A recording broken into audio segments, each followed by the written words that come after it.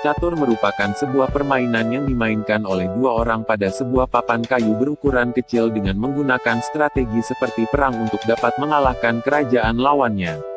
Nah, kali ini admin ingin sedikit sare mengenai asal-usul permainan catur yang biasa kita mainkan ini. Berikut informasi selengkapnya yang telah admin rangkum dari berbagai sumber. Soal negara asal catur, masih ada silang pendapat. Menurut H. J. R. Murray, penulis buku History of Chess, 1913, catur berasal dari India dan mulai ada pada abad ke-6. Di sana catur dikenal dengan nama caturanga, yang artinya 4 unsur yang terpisah. Awalnya, buah catur memang hanya 4 jenis. Menurut mistisisme India kuno, catur dianggap mewakili alam semesta ini, sehingga sering dihubungkan dengan 4 unsur kehidupan, yaitu api, udara, tanah dan air karena dalam permainannya, catur menyimbolkan cara-cara hidup manusia.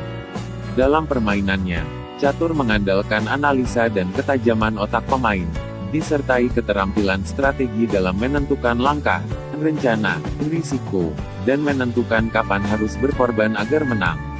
Namun, pendapat Murray itu dibantah Muhammad Ismail Sloan, yang banyak mempelajari sejarah catur. Menurut Sloan, jika catur ditemukan di India, seharusnya permainan itu disebut-sebut dalam literatur Sanskrit. Kenyataannya, tak ada satupun literatur Sanskrit di India yang menyebutkan soal permainan catur sebelum abad ke-6. Sebaliknya, para pujangga Cina sudah menyebutkan permainan ini salam syair-syair mereka, 800 tahun sebelumnya. Jadi, menurut Ismail Sloan, di Cinalah catur pertama kali dimainkan. Tapi pada waktu itu bentuk arena caturnya tidak kotak-kotak, melainkan bulat-bulat. Buah caturnya juga hanya terdiri atas 4 jenis, yaitu raja, benteng, ksatria, kuda, dan uskup gajah. Baru pada abad ke-6, catur dibawa orang Islam dari India dan Persia ke seluruh penjuru dunia. Konon, di zaman kekhalifahan Ali bin Abu Thalib, catur merupakan permainan yang populer dimainkan. Bahkan mungkin juga oleh Khalifah Ali sendiri. Ada pula yang menyebutkan bahwa Panglima Perang Nabi Muhammad, Khalid bin Walid juga menggemari catur. Barangkali ini ada hubungannya dengan kelihayannya mengatur strategi perang.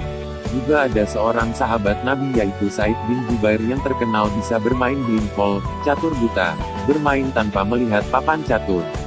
Di zaman kekhalifahan Islam berikutnya, seperti Khalifah Harun al-Rasyid pun diketahui pernah menghadiahkan sebuah papan catur kepada seorang raja di Eropa, pendiri dinasti Carolia, yaitu Charlemagne. Pada abad ke-8 ketika bangsa Moor menyebarkan Islam ke Spanyol, catur mulai menyebar ke daratan Eropa hingga sampai di Jerman, Italia, Belanda, Inggris, Irlandia, dan Rusia. Di Nusantara, olahraga otak ini dibawa oleh bangsa Belanda pada waktu penjajahan dulu.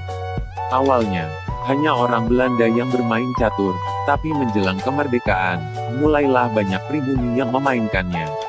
Dalam sejarah catur bangsa Eropa telah banyak mengembangkan permainan catur ini, antara lain dengan membuat papan caturnya berwarna hitam dan putih.